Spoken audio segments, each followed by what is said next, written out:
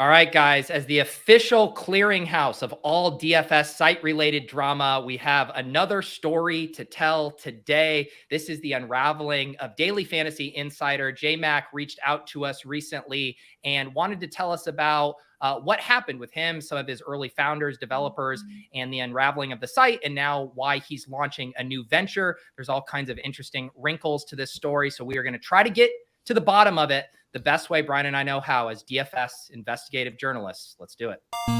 Does he think? I think he thinks this. He thinks this is a go. Vegas Dave thinks this is a go. Hot naked girls doing yoga. What? Why don't you just win like a man? Random.org. Type in 1 for yes, 2 for no, and let the DFS cats pick for you. And I'm absolutely begging you not to dupe us. Please don't dupe us.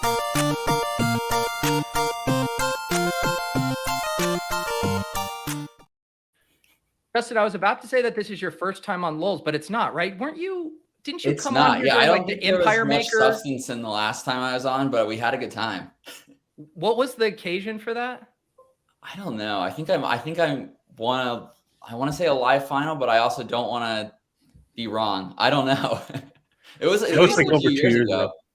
I thought it was when Empire Maker and Osimo were battling there, and I feel like you had like thoughts in, or you had like tossed your name in like a high stakes battle. Yeah. Oh man, I miss Empire Maker. I haven't seen him around in a while. Yeah, that could be what it was. I used to battle with Empire in head-to-heads, and I think maybe he picked it up with Osimo, so I maybe came on to share what it's like to battle with him. That could have been it. I can't remember. It's crazy that we've been doing this show so long that we can't even like remember specific episodes and things we talked about. But Justin, most people know you from Daily Fantasy Insider, the infamous War Rooms. I believe you specifically got on my radar during COVID when we started the show. You guys were doing a lot of League of Legends and esports content. Of course, Brian and I established ourselves as thought leaders in the space at the time, but set the stage for us a little bit here. That company, you were there for what, 8 years previously? Yeah. So I started that company, kind of started conceptualizing when I was 18 years old, launched it when I was 19. I was at UNC Chapel Hill, launched it with my roommate. And the reason for launching it was that everybody at school was texting me asking who I was playing on FanDuel every day. So I started a Twitter account and said, everyone, don't text me, please just follow this account. I'll put my picks on there. And then a bunch of random people started following the account. So I was like, all right, I'm going to make this into a real website. And I got connected to a family friend who had some basic concept of how to build websites. He built the site for us, and I kind of just tossed around the equity. Like before we even had a business plan at all or any sort of monetization plan, I was barely over 50% owner, had given out the rest to friends and people that wanted to work on it. And so that's the kind of the first thing, the first big mistake that I think a lot of young business owners make is they want to not go at it alone. And what they really need is mentors and advisors. And rather than finding mentors and advisors, I found equity partners. And that's what kind of creates 8 years later. It's like, wow, this situation has become really unfair because those people worked at the company for like a couple years, put in a little sweat equity, and then kind of went off to do their own things when we graduated. And so now there's these little partners out there that, and all but one of them told me, go do whatever you want with this. Like if you want to close it down and start your own thing, I don't mind at all. Totally understand, because they're not doing anything. The whole thing has just been me. The only partner that is frustrated about this is the tech partner. And the reason that I had to leave this guy is because it just became clear that he was ripping us off. And I think what I've learned is that the big mistakes, I'm going to talk about a few different mistakes that I've made and maybe why there's some rumors floating about me that based on mistakes. And it's really almost always comes down to kind of trusting people a little too much. And I think that's a natural thing when you're young and starting a business. You think, okay, I can't wear all the hats. I can't do everything. And a lot of people tell you that you should really specialize. Like you should really nail the thing you're good at and let other people handle the other things you're not good at.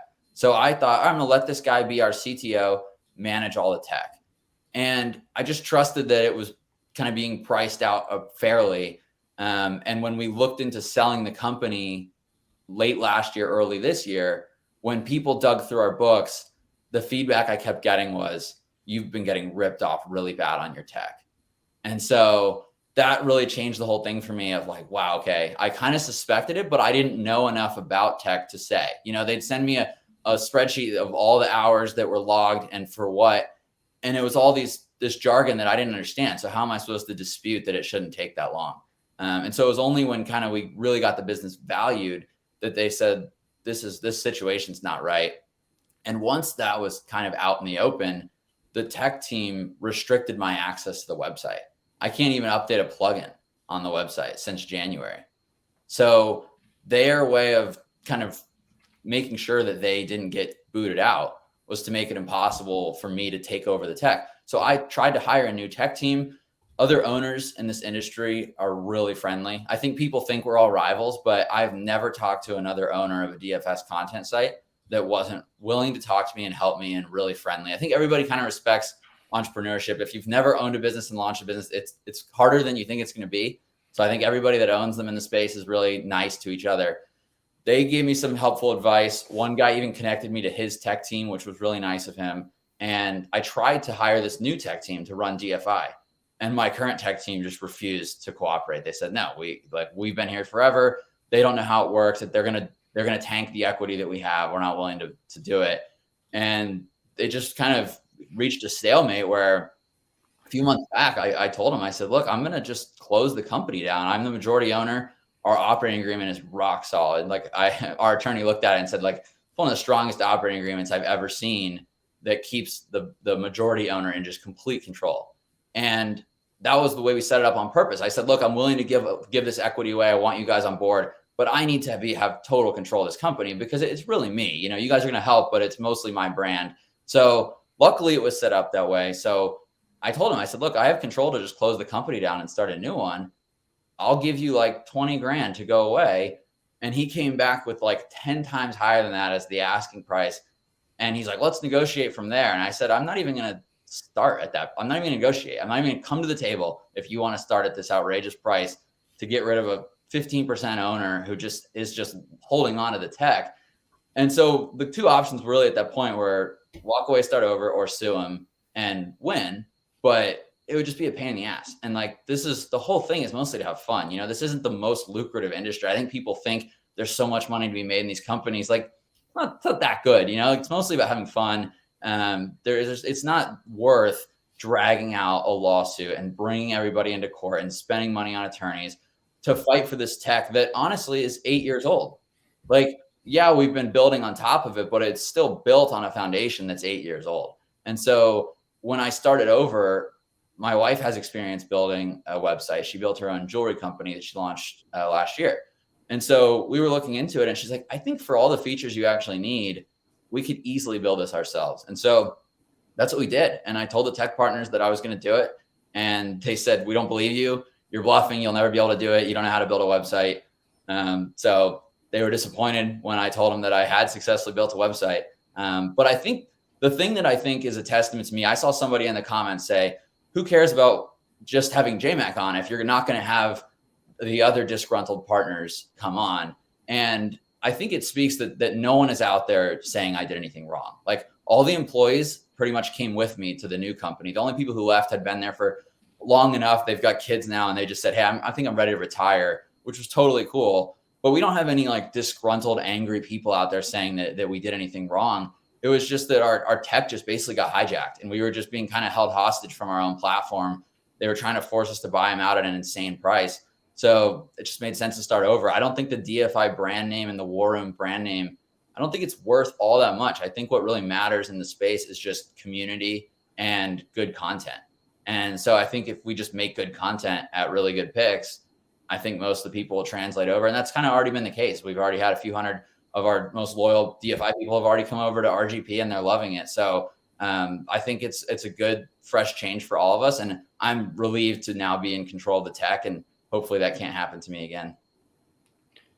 All right. Lots to unpack there. I have some follow-up questions. Brian, anything that you have on your mind here? Yeah, I mean, just real quick, when you gave them equity, is that also like a rev share?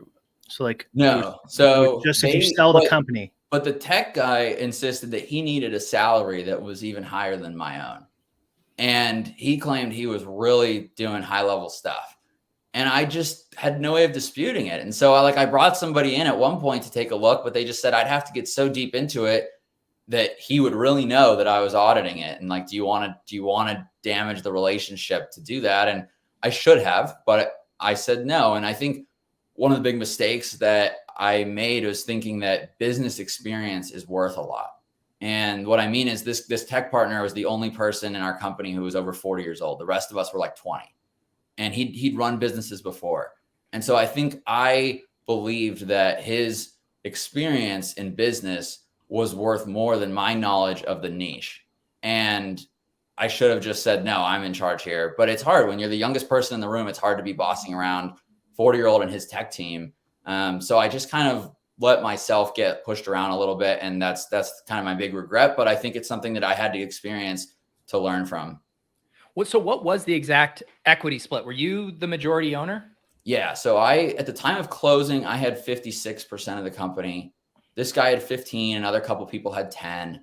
And those people were just like passive. Another guy had 2. Like none of them were making any demands. They all said, it's honestly, dude, it's fair if you just close us down and start over. Like we don't do anything. And no one ever invested any money in the company. I think that's another factor that I saw people in the comments saying on Twitter, like, oh, I heard he screwed all the investors. He raised all this money and then bailed and screwed them. And I was just like, that's not true at all. Like these people were just given equity for free to help me out as friends. They haven't been working on the business for 5+ years. Like it's not a situation where I would never go fundraise money and then close the business down. I feel like that's like kind of almost rude to even imply that would be something I would do. But yeah, I was like, nobody lost anything other than potential upside in the future. But we built this business model the wrong way. And it was built for the idea of scaling revenue and user count and then selling the business.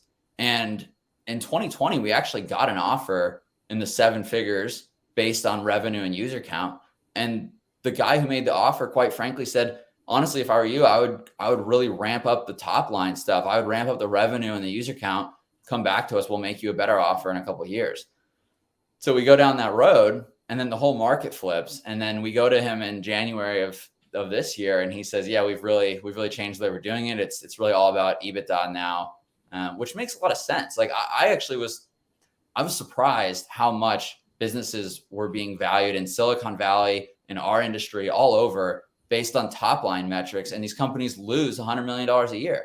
Like I didn't understand how Monkey Knife Fight got bought. Like it made no sense to me. They've already closed it down. And I thought, okay, do I trust my own instincts, which is this seems a little off to value everything like this? Or do I trust these people who are the people actually making the offers and experienced in the industry? And I can't even say I regret that choice to trust them. I think it makes sense to trust the people that are experienced in the industry. And it just didn't work out. But I think in business, a lot of it is just kind of luck and timing.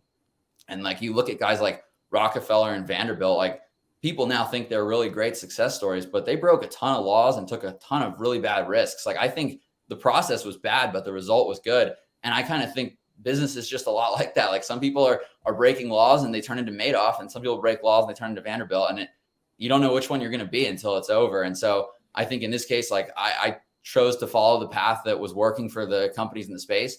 But the market has really flipped on its head. And so you're seeing a lot of companies change course right now. And so DFI was just too hard because the tech was costing so much. That app was really expensive to run. And it just made sense to drop the app and just start all over, really. So what laws were you breaking? No, I wasn't breaking any. I was just saying in general, like you just think about I like, heard you. If that's your business model, though, I don't know if that's a good thing to publicly say, because to what? If that's your business model, no, not at all. Or MO. Clarifying, that I was not breaking any laws. I was just saying that you break laws and sometimes it works out. Yeah, no, I don't usually any everyone laws was getting in this industry. So everyone was getting a salary. There was no like rev share split from the month. Now, was there a bunch of money left over that you had to split with people? Like it's hard to allocate money when that's what made it easy to close down, is that there was actually the tech guys were kind of claiming this is what really broke up the relationship, what really fractured the whole relationship with them. It was already not going great last year, but I was kind of powering through and really burning out. I was losing a lot of enthusiasm for the whole thing, and I just didn't know what to do. And so actually looking into selling the company is what really severed the relationship, because when they thought that we were going to get we actually got an offer. We signed an LOI earlier this year. And we can get into that more. But when we were about to get that offer, they all of a sudden presented a ton of expenses that didn't exist before. And they were like backlogged tech expenses. And I think they thought, oh, a big check is about to come in and we want to take way more than our 15% equity split that we would be entitled to. So we're going to claim there's been all these expenses that we hadn't logged yet from the prior year. And so all of a sudden it was like, well, wait a second. If we sell this now, you guys are going to get half of the money. That doesn't even make any sense. And so once they put that on the books and then the deal fell through, now it's like, it's so awkward if they try to backtrack and say, well, never mind. I guess you don't owe us all that. So it just became irreparable. And I think they knew it. We knew it. There's barely been any communication for the last 12 months. They haven't updated any, like our WordPress is out of date. They won't update it. They restricted my account, so I can't update it. So just the whole thing just kind of fell apart. And I think it's just kind of clear on both sides, like this isn't going to work. So, and that deal created a few different issues, but I'm still glad it happened because that's what really led to me realizing like, okay, I'm the value of the company. I should leave and start over. These guys aren't adding any value. They're actually subtracting a lot of value by overcharging for all their services. So I've been thinking like they were providing value with tech. I provide value with content. And so that flipped the whole equation on its head for me to realize that I really don't need them at all. What percentage of the content were you doing at DFI? Because I know you had a bunch of contributors. Like how many other people did you have that weren't tech, but were actually providing content? Yeah. So I think we had about 40 people at DFI that are providing content. Wow. I'd say about 10 of them retired in this transition. About 5 of them were just let go. And we brought about 25 over to Really Good Picks. And I'm going to be providing a lot more content at Really Good Picks. So even this 25 will probably end up having less work. But I think they'll enjoy it a lot more. The war rooms required a lot of kind of tedious labor from our team. We had to list out all the players that were viable on the slate. And that takes a lot of time and it's not fun at all. So by releasing my projections on Really Good Picks, now you can look up any player and see what we think about them, both ownership and their actual projection, which means our team doesn't have to just list out all the viable plays, tell you who's bad chalk. Like you can just discern that from the projections. And then we're doing a slate breakdown write-up that's just everything we think you need to know about the slate. The way I've been describing it to my team is this is a blank canvas. There's no templates. Let's throw out all the templates. No one likes templated content. Just whatever you want to write about for that slate, whatever seems the most relevant, that's what you should be writing about. And then the customers in the Discord ask follow-up questions and you realize you left something out, you can go edit the article. But let's just write whatever we want to write. And we're only a couple of days in. It happens that we crushed the All-Star game. So everybody's feedback so far is, this is great. I love this format. We'll see what they think of it after we bust a couple of slates. But I think overall it's going to be a lot better and it'll take a lot less tedious work from our team. It'll be more like thought-provoking and fun writing.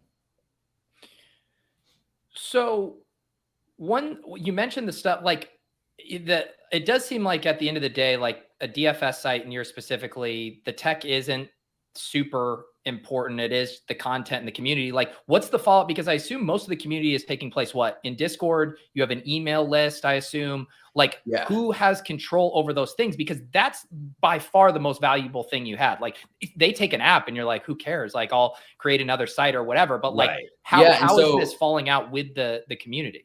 Yeah. And what we realized when we were looking at selling the company is that they were valuing my Twitter account way more than they were valuing the email list or even the current subscriptions. Everybody wanted to own my Twitter and own me personally. They wanted me to be signed on for 3 years to make content, promote whatever the new site was going to be. Every deal we looked at, same thing. They had to get me in my Twitter account.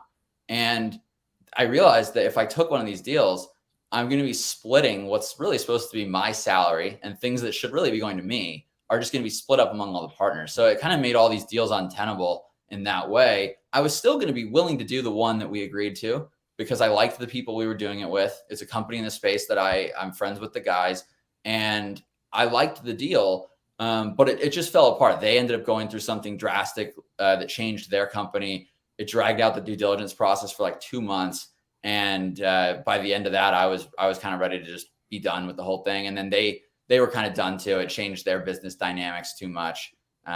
So yeah, it just, it kind of all fell apart, but all those deals were kind of the same in that they all made it clear to me that the value is actually my Twitter. And you can kind of see it from me posting my Twitter thread. It got a couple 100,000 views, and pretty much every customer has come over to the new site. So I don't actually think DFI had any asset value. I think it's pretty much all just where our team is, and our team has switched over to really good picks. Isn't that kind of like irrelevant? Like, I don't know, like I'm not a lawyer, but like if I made a deal with somebody and it's like, well, it turns out I shouldn't have made that deal. I'm the guy who's benefiting from all this. So I'm just going to boogie on out of here. Isn't that like, well, so you signed the deal, you owe these guys this equity.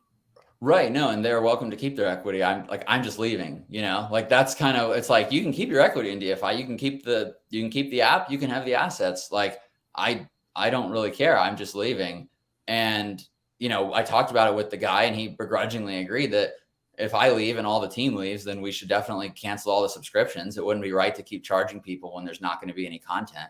So I told him if he wants to go hire new people, he can, but he doesn't want to. I mean, he was really just riding my coattails, ripping me off, and he knows that, and he has no interest he doesn't really know anything about the industry. I mean, every April he asks me, hey, why are the golf sales up? Like, it's been 8 years. The guy doesn't know that the Masters is in April. Like, he really doesn't know the industry at all. But he was getting a salary off you, right? He was getting a salary off you? He was taking a salary, and he was billing me for his team's hours. So we were paying them in a pretty egregious... Why would he rock the boat there? He wasn't trying to rock the boat. Yeah. He wasn't trying to rock the boat. It got rocked when, he thought when we agreed in principle to sell the company, he thought, all right, this is it. This is my last cash grab.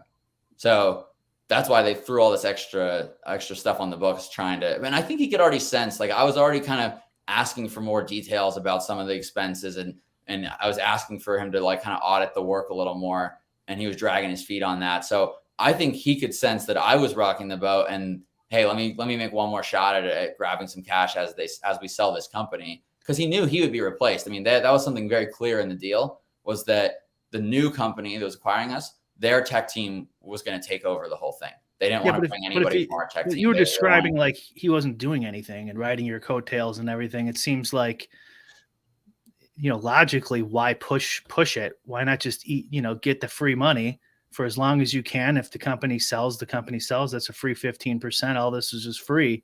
Why get greedy and rock the boat? And like some of this too, it seems like, why were you trying to sell? Like when was the first, like when did you first so trying to sell the company? Yeah. So my reason I wanted to sell is because I was just getting so burned out, and working with this guy was burning me out. And I hadn't actually considered that I could just walk away. That didn't seem like a reasonable option because the company had value.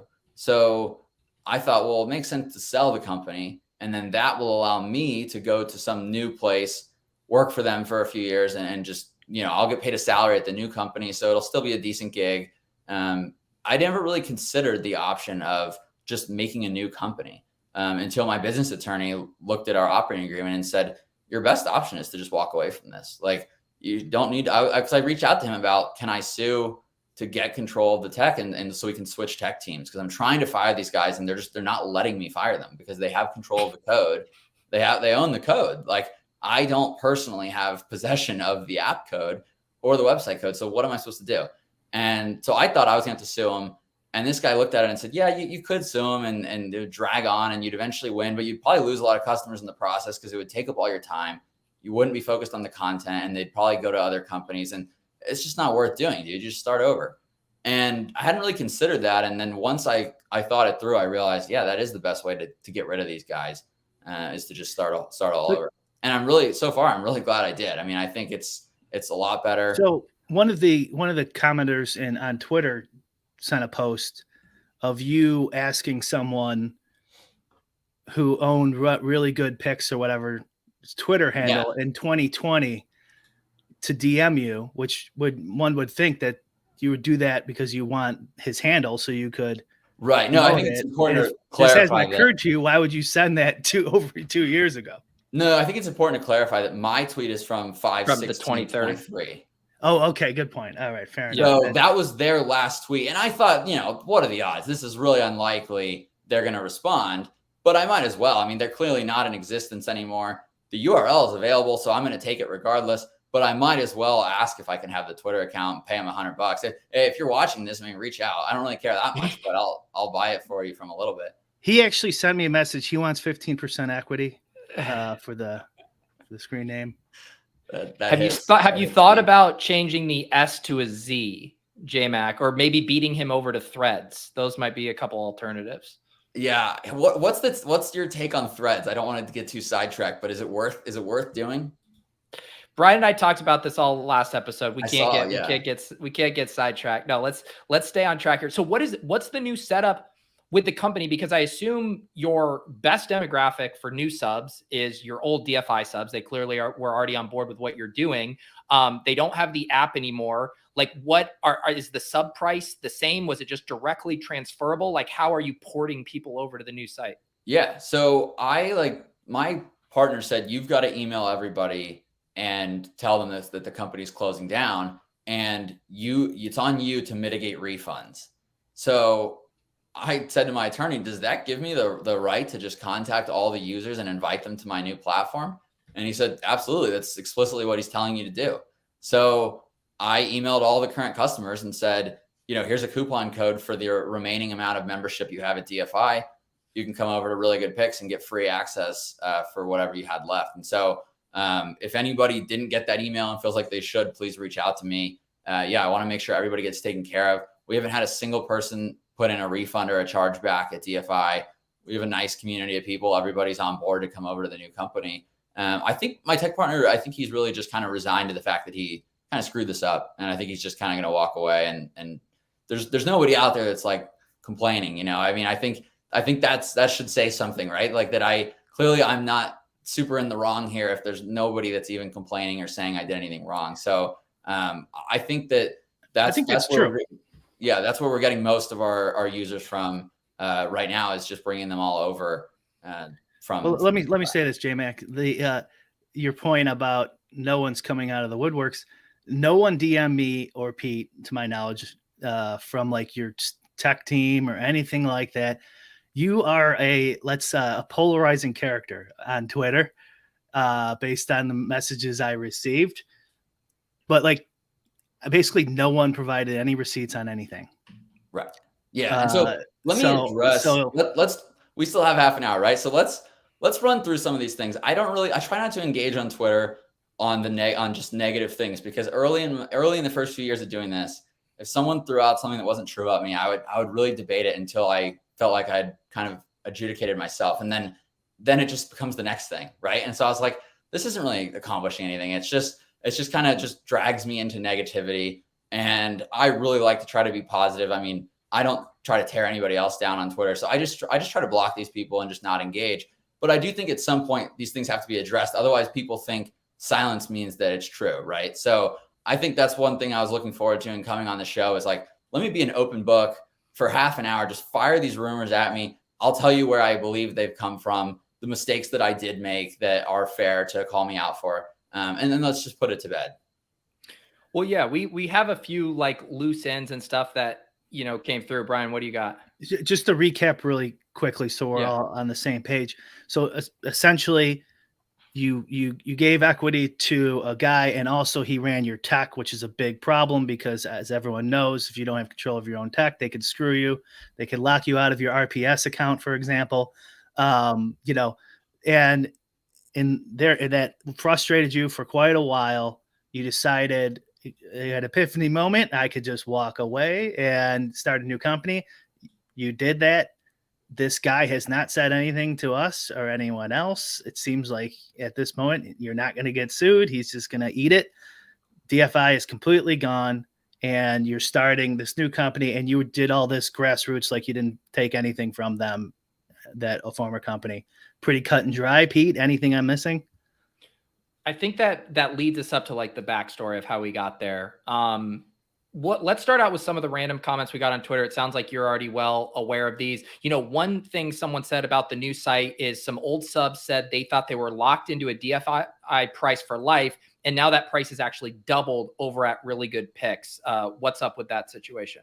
Yeah, so the complication of the back end of DFI is partly what prevented me from even being able to understand it. We had at least 200 different subscriptions in the back end, and that was because we changed our prices a few times over 8 years. We had daily products, weekly products, monthly products, annual products across 10 different sports, all these different bundle packages, because every time somebody asked for something, I accommodated. Every time someone said, can you make a golf and NFL bundle? I was like, yeah.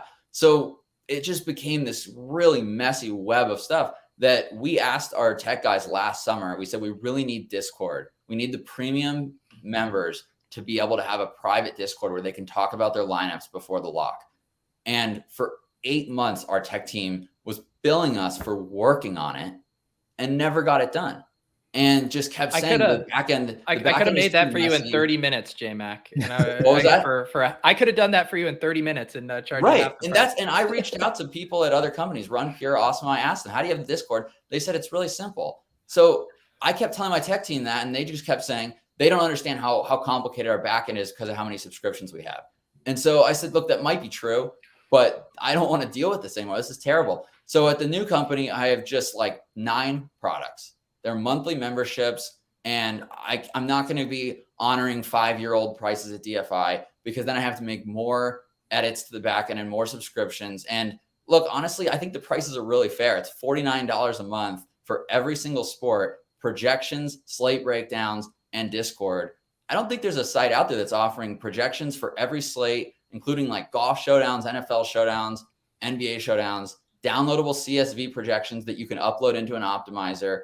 I mean, I think it's a lot of content for $49 a month. So I definitely understand there's going to be some people, whatever you were once paying, it sucks to pay more. This is a different product though. Like if it makes you feel any better to pay a little more, you weren't getting projections and you weren't getting a Discord. So you're getting a lot more content than you were before. I think it's a much better product. But yeah, I'm going to have to just stand by these prices. I don't plan on ever raising them. I'm just going to leave it this way, not touch the back end. Right now, my wife and I can manage it between the two of us. And if I start messing with it again, the last thing I want is to have to hire on a developer. It's just too much PTSD for me there.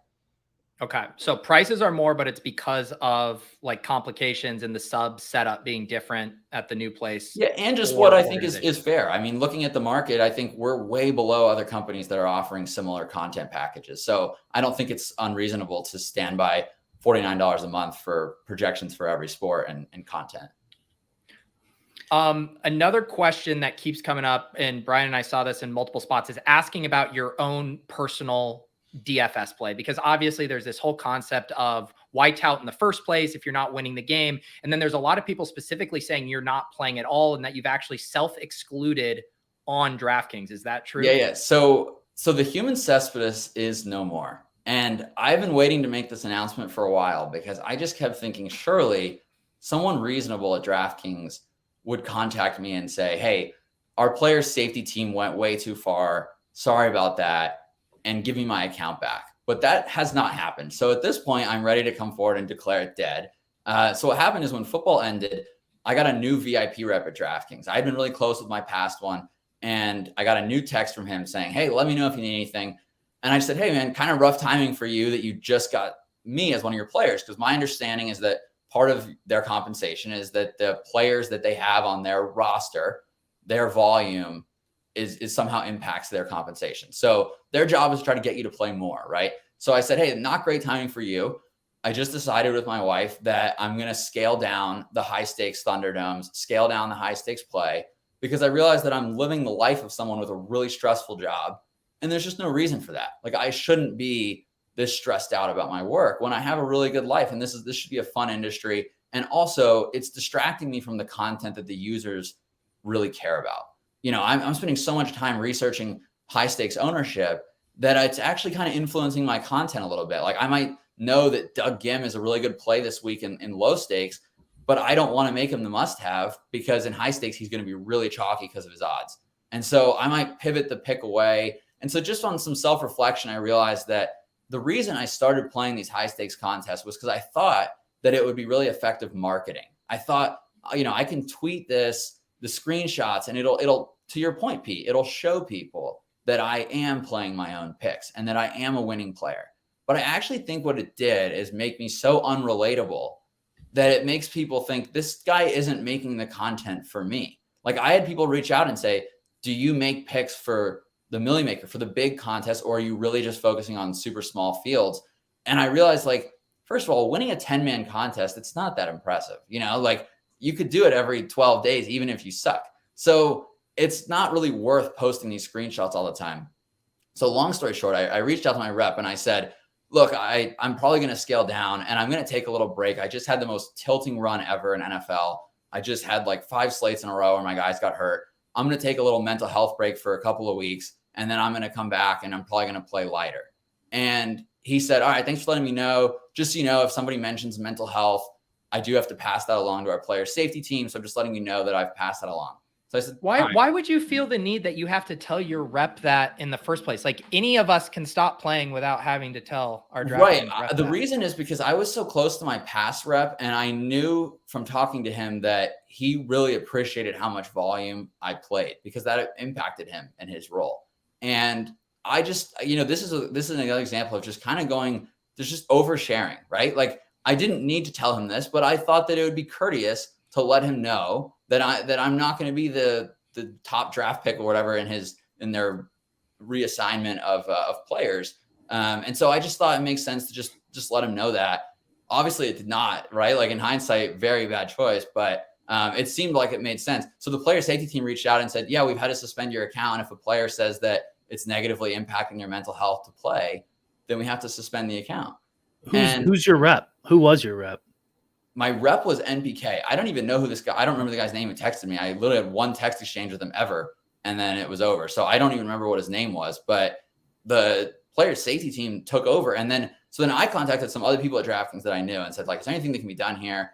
And they're like, this is totally out of our hands. Once the player safety team has an account, it's totally their call. And I think what I've realized is, like, these people probably don't play DFS. Like, I think anyone who's played DFS knows it can negatively affect your mental health at times. That doesn't mean that you need to permanently be done, but it's like anybody who has a couple of really tilting slates in a row or a couple of injuries ruin, of course it affects your mental. Who would possibly be like, oh, it doesn't bother me at all. I just lost 10 grand because that guy dropped the touchdown.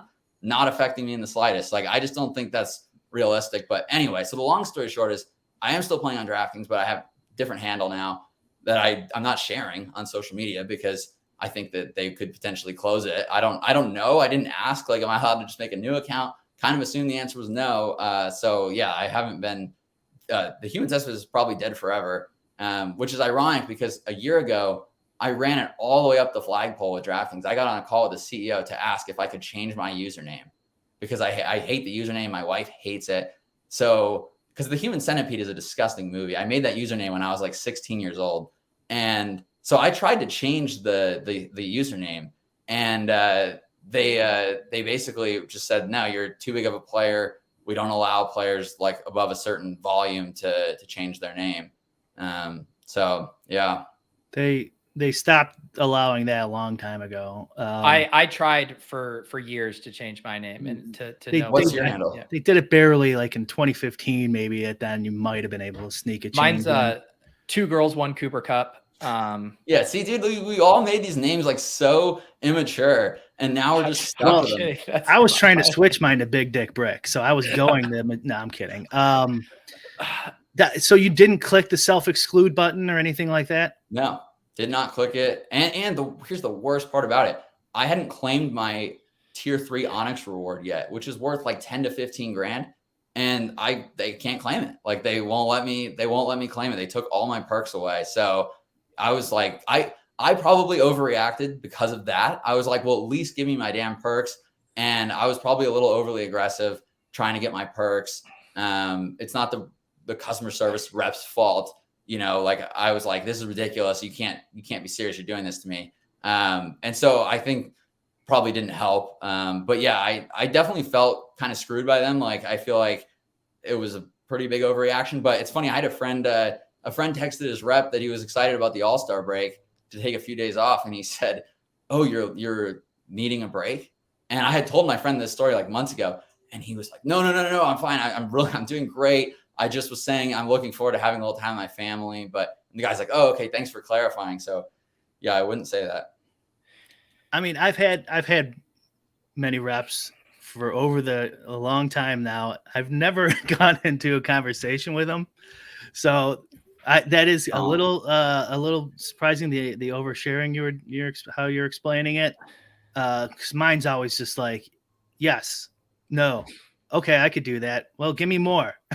That's basically basically well, I've really it. been enjoying. So Travis Petty, who I would call a reliable narrator, says, I've had issues with reps about saying things jokingly over text, similar to JMac. It's real.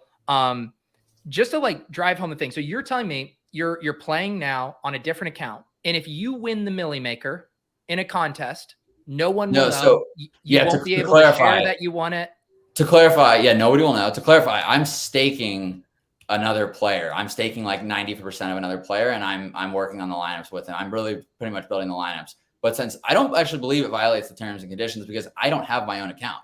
So if I build 150, give it to that player, he doesn't play any other lineups but mine, and I don't play any lineups, then I believe we're within our rights to be staking and playing in that way. But yeah, I probably won't post about it. I haven't posted about it. We actually shipped something not long ago, and it just looks like a guy with a DFI logo. I don't think anybody would think anything of it. But yeah, it just seems safer than not to not say anything. But a lot of our customers in the Discord know who I'm playing. They know what my lineups are. But yeah, I'm not broadcasting it on Twitter. Playing more on FanDuel, where my name is Justin Macmahan. So you might have seen me in some FanDuel stuff. But yeah, I'm not trying to go head to head with Empire anymore. Not trying to play Thunderdomes anymore. It's just a lot of stress to put on yourself, and it doesn't help me with the content at all. Probably hurts the content. And it's really supposed to be fun. And I think the big realization for me was when I tried to sell the company, I found out that in the current market and probably the foreseeable future, these companies really aren't worth much. So whatever you're doing to grow your company, you should be having fun with it. If you're not enjoying the way, and this is to anyone who's going to launch a company in this space, right? Like I made my thread for entrepreneurs generally, but I have more thoughts for specifically this niche. And my message to people in this niche is like, you should really be enjoying what you're doing. The content that you're making, the way you're running the business, you should be enjoying it. If it's stressing you out and you're pushing yourself to do something because you think that it's going to grow your company, it's probably not going to really do that much. And at the end of the day, you're probably gonna be disappointed because these companies don't sell for that much, especially if you're ready to be done.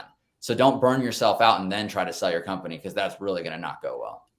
Sorry, I got to circle back to something. Can you clarify? Are you playing and using another user as like a mule and like being lineup so you can get action down because you're self-excluded? Or are you staking a player you trust and they're playing and you're just getting like a large percentage of their ROI? Well, I didn't self-exclude, but my account's been banned. Okay, sorry. And I haven't opened a new one. I'm playing with a close friend that we've always worked on DraftKings lineups together over the years, or not really worked on together, but I've helped him. I've always kind of helped him with his teams.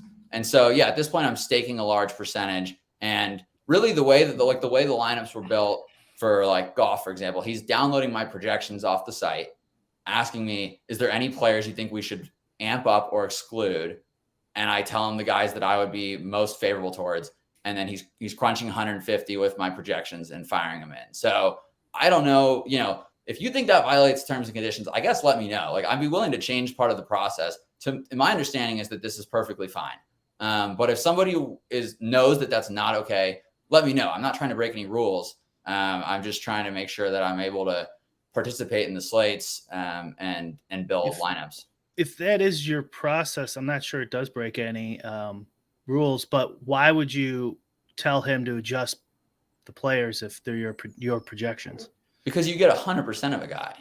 Like, I don't want 100% Patrick Rogers just because he's my top point. Right, but you said like a boost and adjust, not like an exposure cap or something. No, when I say boost and adjust, I mean get more of this guy, get less of this guy. Like, he sends me the screenshot, here's what your projections create, and it's like 100% of 3 guys, and it's just way too much. And are you sending him money to like bankroll this play? Like, how are you guys doing the accounting for that? Yeah, he's just going to send me a 1099 at the end of the year. So he's just playing it through. we're currently up. So he's just playing it. And then at the end of the year, we'll 1099 it if wherever we're at. Mm-hmm. And I think this is a setup that other people have as well. Probably not for the same reason I do, but I think other people are staking players and doing 1099s when necessary. Daniel Hutchings says, nerdy tenor, I believe groups playing together are fine as long as they're only accessing DK. The reason we have to ask JMac is because you can understand on the surface that your story would seem kind of flimsy, or that it would feel like it doesn't necessarily ring true. Just like the amount of coincidences with that, of getting like banned when you didn't mean to, and now not playing high stakes, even though you're running a content site, like why that stuff doesn't just like logically add up. What's the coincidence other than that I accidentally got banned? Well, the thing is most players, and it's a whole dynamic in DFS, right? Like the reason people subscribe to Stochastic or to ETR, all of these sites, is because they want to learn from winning players, and they want them to share their projections and the tools and the game theory that helps them win. And so if you're not playing and you're not beating those games, what are you actually offering the people you're selling subscriptions to?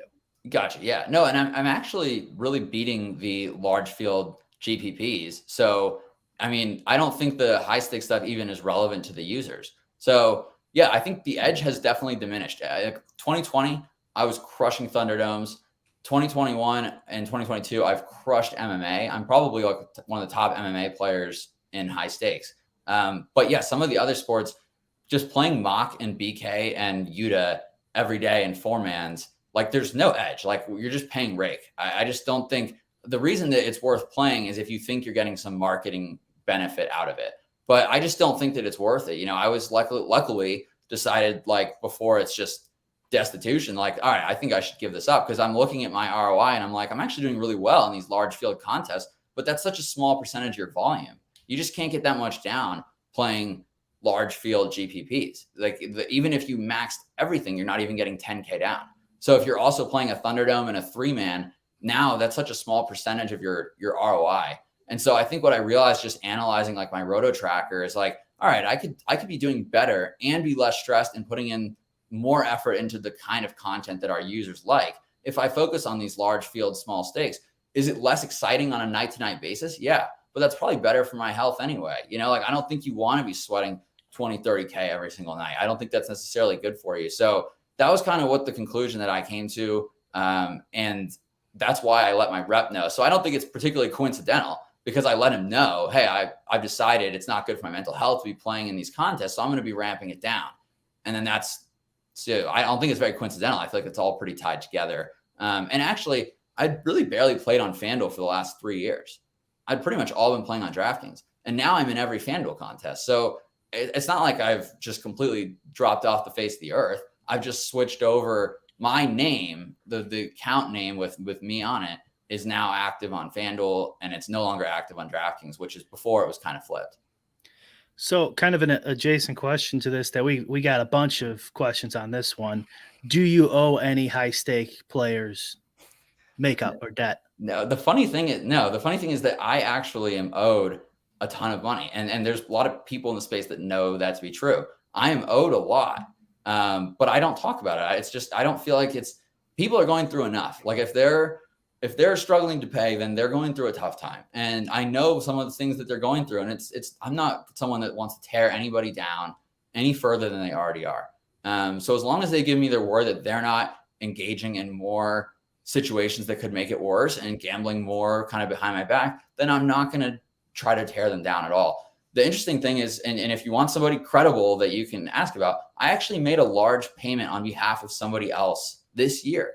I covered a debt that someone else owed because I vouched for them.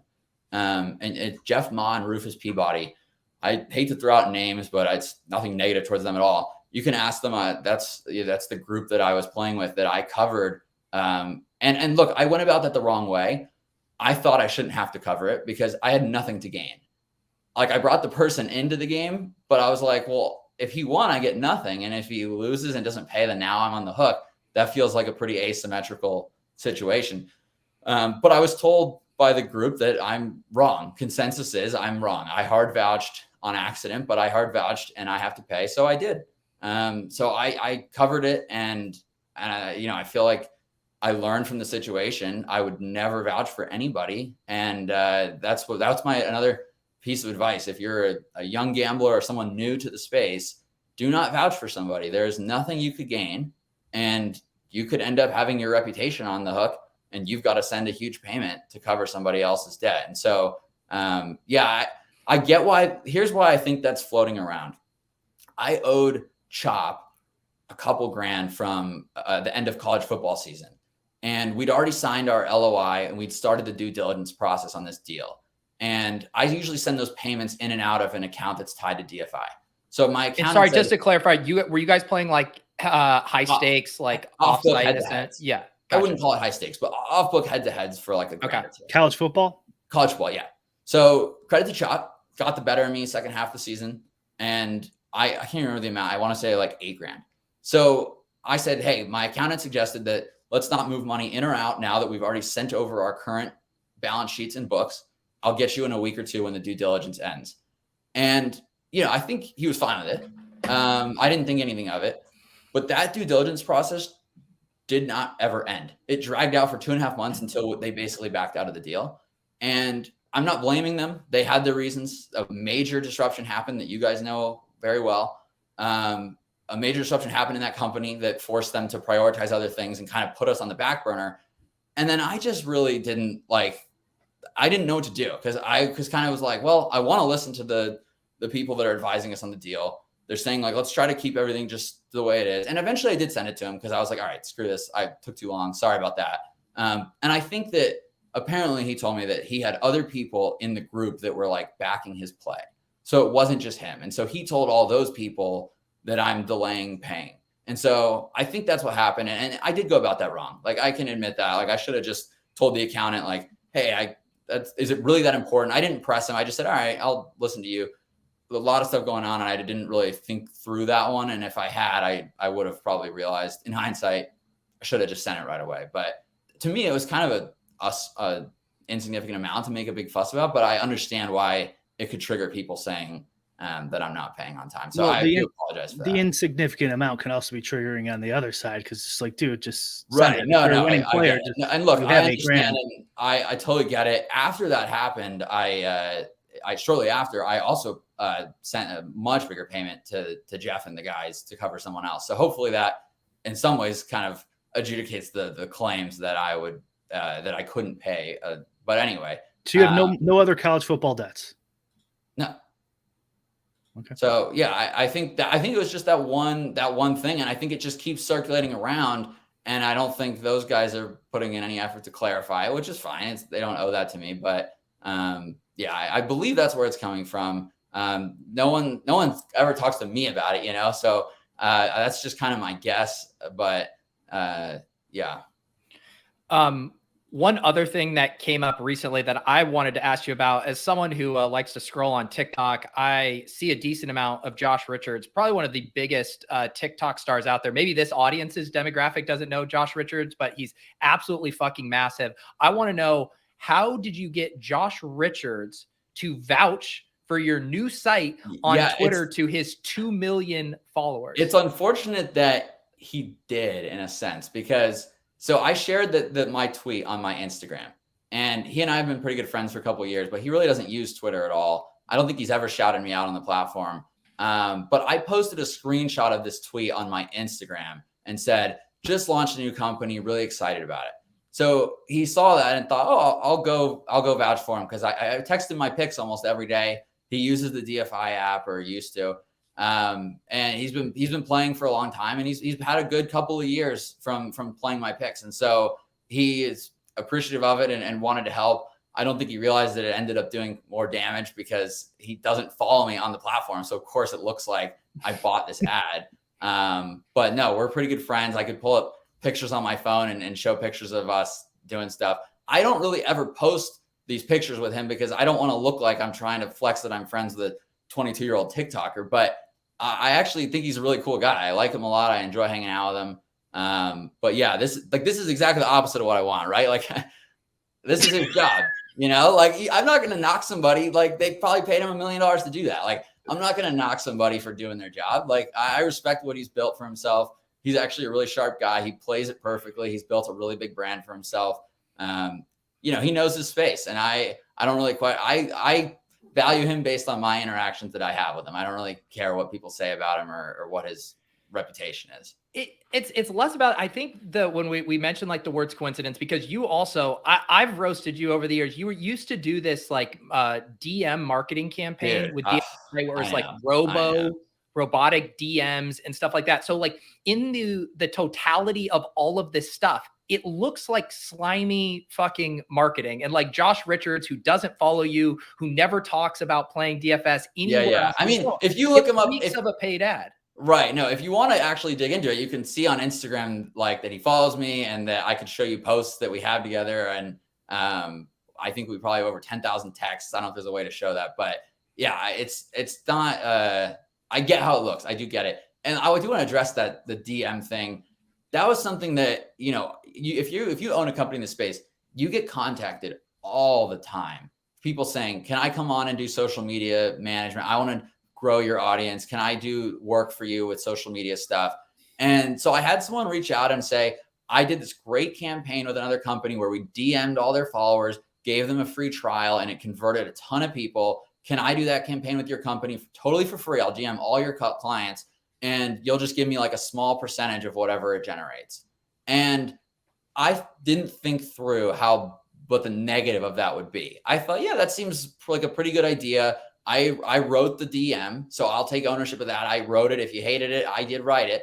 But I was trying to make it like work for every person. What I didn't realize is that, yeah, that's going to, of course, go to all these people in the industry that I know. So then it's going to seem really impersonal that I'm just like blast DMing. This is the copy. Like, you know, you and I had exchanged like a couple DMs, and then I get this. We've been making a lot of improvements to DFI apps since we released it. This may seem odd, but negative feedback is really my favorite because then we can make the app even better. So if you could think of anything to improve it, it would mean a lot to me. Was this Right. This was like a robo thing that went out to anyone you followed? The guy said, I'm just going to pick some of your followers to try it with. And he DM'd every single person that followed me. So everyone got this DM in like a 3-day span. And it was like right before the holidays too. So then all of a sudden I'm just getting so many people like, dude, fuck that DM. That's so lame. And I'm just like, well, it's too late. It already went out to every single person. So what am I supposed to do?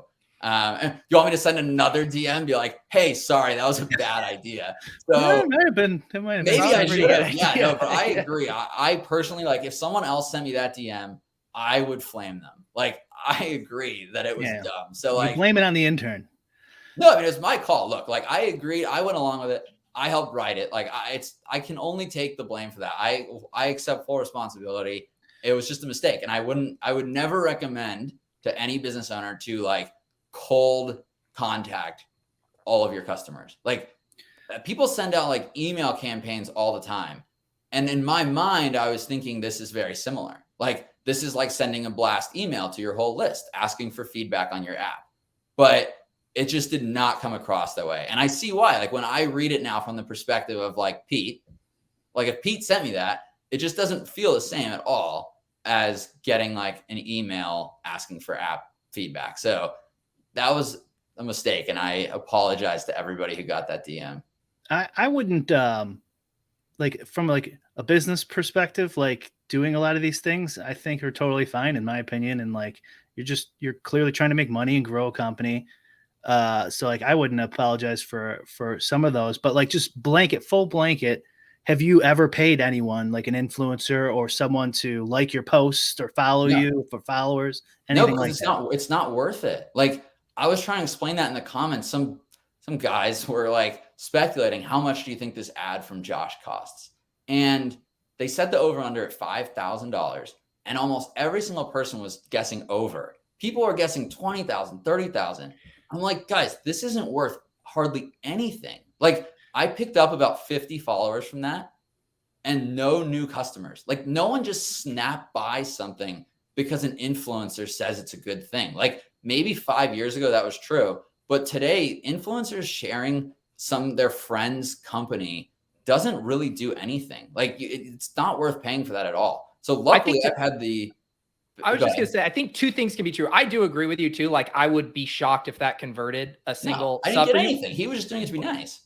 But I will also say Josh Richards can command 200, 300,000, upwards of $500,000 for a single TikTok advertisement post with like his following. So like, I understand why people would be like, this looks like an ad. It feels like an ad. Josh Richardson can legit command $500,000 for a single TikTok. Right. But I also agree with you that I guarantee this did nothing for either. Didn't do anything. Yeah. But that's why I was like, I wish he didn't do it. Like, in all honesty, I was like, it was nice, like super appreciated, but like, yeah, it just ended up drawing a bunch of ire towards me that I was like, I don't really deserve this. And neither does he. And that's the thing, is it caused all these people to post videos of him when he was 13 doing some flamboyant video. And it's like, dude, this is so uncalled for. Like, he's just trying to be a nice friend, and now he's being roasted. Is Josh Richards a new sub at Really Good Picks? Yeah, I mean, I'd give him free access wherever, like I'll give it to my close friends. They all have access to my content. Yeah, I still have no idea who this person is, Pete. I'm such a boomer here, but dude, I didn't know. I'd never heard of him when he reached out to me. He reached out to me a few years ago, and he's like, "I would like to learn about sports betting. Can you help me out?" I had no idea who he was, but I was like, "This guy has millions of followers. I'll Sounds like you were helping an underage person, by the way, who's not. No, he's Canadian. You can gamble at 18 in Canada. Oh, there you go. Brian, is there anything, I think, like looking through my notes and some of the DMs and the comments we got, I feel like we hit some of the main things we wanted to get to. Were there any other loose ends that you had here? I don't think we have enough time, really. Just the general, like, I don't think we're really fully got, it's hard to do this anyways, though, is like, it's kind of the tout hate. People hate touts. And so I don't really agree with that. But then it's like, well, then you have to kind of prove who you are. And it's like hard to prove or disprove anything Justin says here.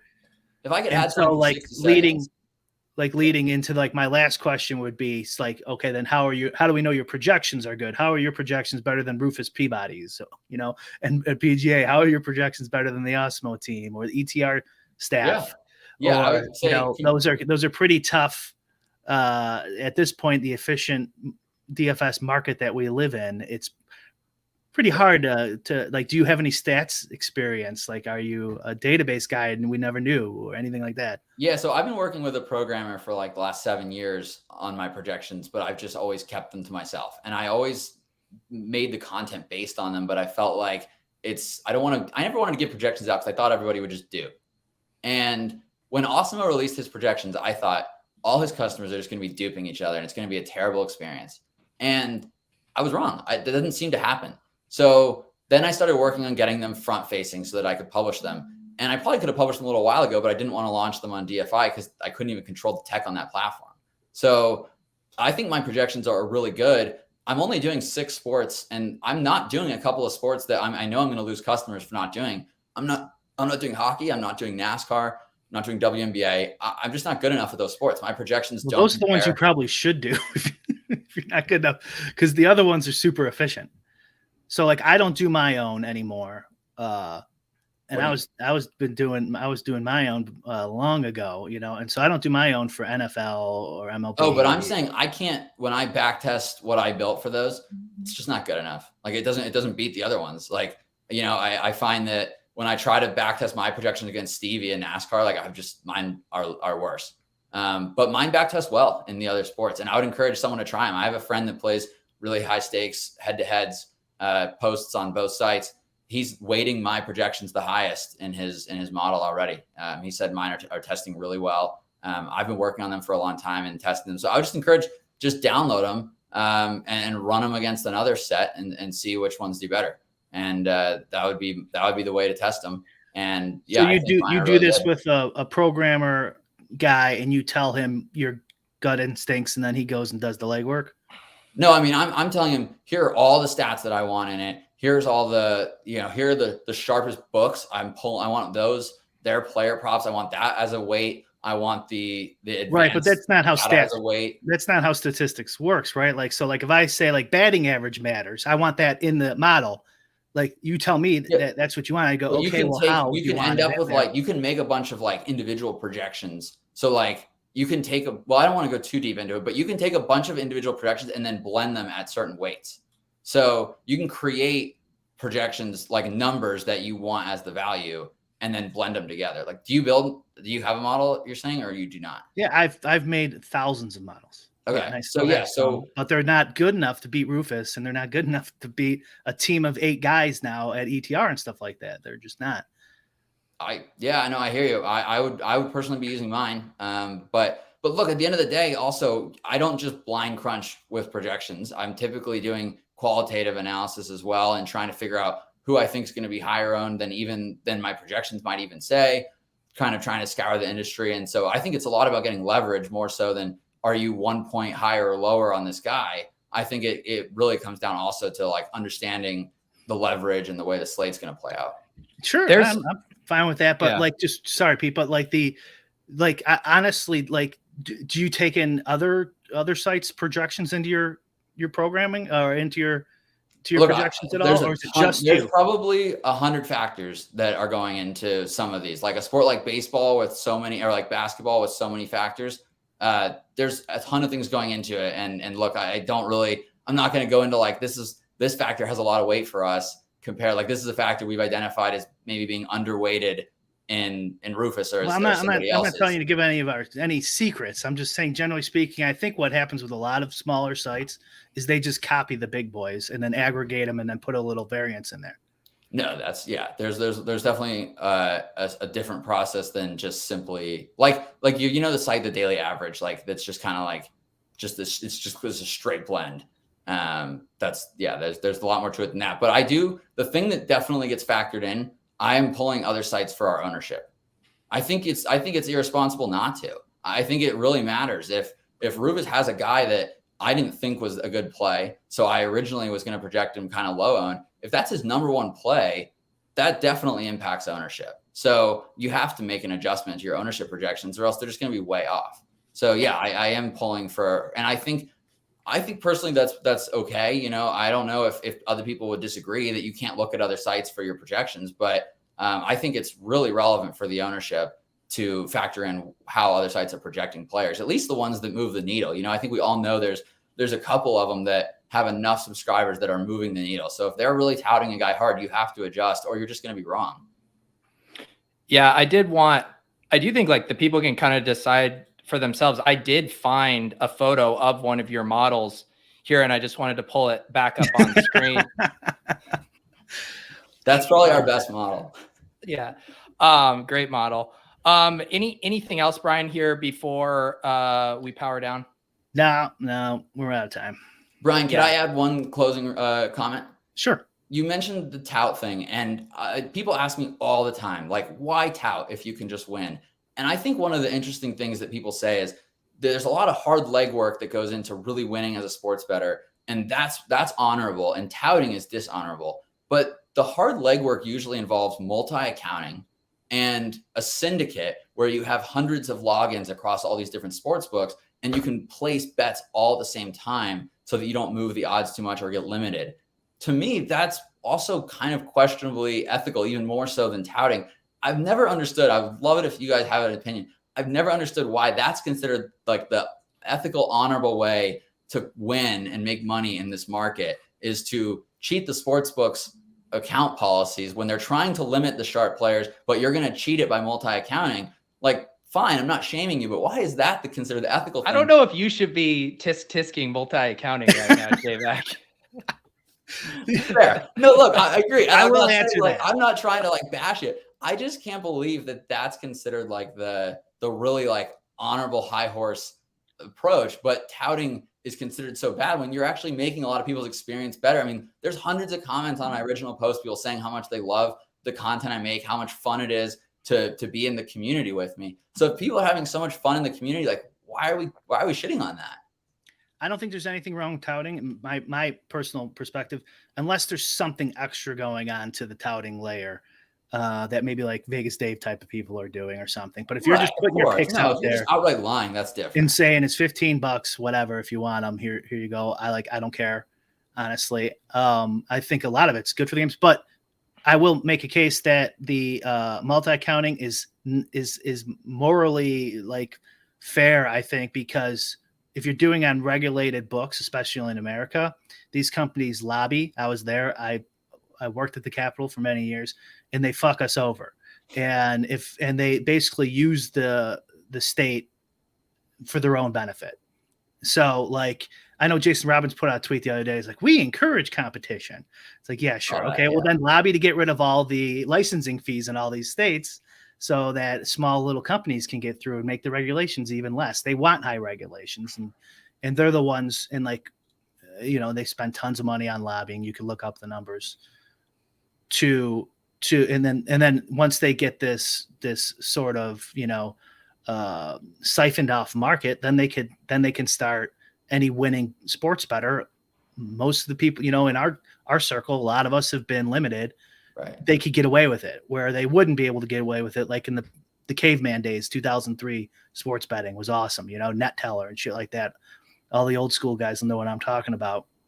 Yeah, so I think like it's fair game. Like if you're going to use the state, then fuck you. That's my personal opinion. So like, but I would say if you don't have that perspective, I can understand where multi-accounting is not that moral of a thing. It's not that I'm really opposed to it. I'm just like, I'm glad. That was a good answer. I'm glad I asked. Thank you for that context, because that's what I was missing. One kind of slightly off topic as we power down here. Are you on team Run Pure Big T or on team Hoop Ship It Nation? People need to know. I cannot answer that. Sorry. Whoa. That's where you draw the line at talking. I'll talk about myself. I'll talk about myself all you want, but I'm not here to tear on anybody else. Well, let me say this as we're to the last thing. This will only take a second. A lot of people asked like questions about your family and stuff like that, and you asked us respectfully not to, and we had no interest in it anyways. But I just know we're gonna get a lot of people on Twitter saying, "Why didn't you ask him about this? Ask him about that, and ask him about this." So just for the people who were like hounding on us, yeah, like, I just don't think we're not interested. It's fair to them to drag them in. This is my endeavor, my career, and they have absolutely no involvement at all. So it's just not fair to make them. I think that's stuff about themselves. I agree. Stuff about themselves. The other thing I did want to get, so you do have your new site, reallygoodpicks.com. I can confirm you are no longer investing in any tech team whatsoever after visiting the site. Is there anything else you want to tell people about the site before we look? It's simple. It's clean. Yeah, it's not super high tech, but the projections are good and the content is good. I mean, the write-ups are really solid, and the Discord has been a lot of fun. We're having a good time. If you're a player that wants to have fun, use projections, use content, have a good time, join us, and I look forward to seeing you in there. I will actually say, of all the stuff, J-Mac, I actually think it's a good name in like the vein of like the Washington Commanders, where it's like winkingly ironic. So congratulations on the name. I actually think it is good. Thank you. It makes me laugh even when you pulled up the site, it made me chuckle. Like, I enjoy the name. I think it's amusingly bad. And that was like, it's hard to come up with a name. So once I came up with one that was making me laugh, I was like, all right, let's do it. Yeah, I don't think people made too big of a deal out of it. And I'll just say another thing too, with just because I can't make the best projections in an industry doesn't mean you can't, Justin. I was just giving my perspective. No, that's fair, Rick. And look, like, test them, like test mine against other people's. And another thing also is, like, if everybody is using Rufus's, then there's also an argument to be made that, like, even if you think mine are slightly worse, it's better to be unique than to be tailing the same projections as everybody else. So there's kind of another argument there. I'm not the one making it, but I've heard people say that, like, the best thing you can do is find unique projections. So that logic doesn't work for me. But I can make I've never made projections in my life. I can make some people some damn good unique projections if they want to. You don't want to be way off, but you want to be at least like a point or two off. Travis in the comments wants to have some fun. Join us, Trav. Yes, Travis will be becoming a really good picks up here any moment. Appreciate everyone in the chat. Appreciate J-Mac. Thanks for reaching out, coming on here. If you two are going through a battle for ownership of your DFS site, you can reach out to Brian and I, and we will host you and tell your voice. And you know what? In the same way everyone wanted us to extend an invite to Big T to come on after the hoop stuff, J-Mac, if your tech people want to come on here and tell their side of the story, we will continue to be an equal opportunity platform. Good. Maybe not the whole hour. I'm sure they will laugh when they hear this, because there's no way they will do it. But yeah, good. Good All offer. right, guys. If this is your first time watching lulz for some reason, we are here every Thursday at 1:30 p.m. Eastern. You probably, if you're just here for the drama, then you don't care about Brian and I doing basketball stuff, but you could go back in the archives and watch our hoop run pure sports saga that I'm now even more intrigued about because J-Mac won't tell us what side he's on. Thank you guys again. For Brian, I'm Pete. We'll see you guys later. Peace.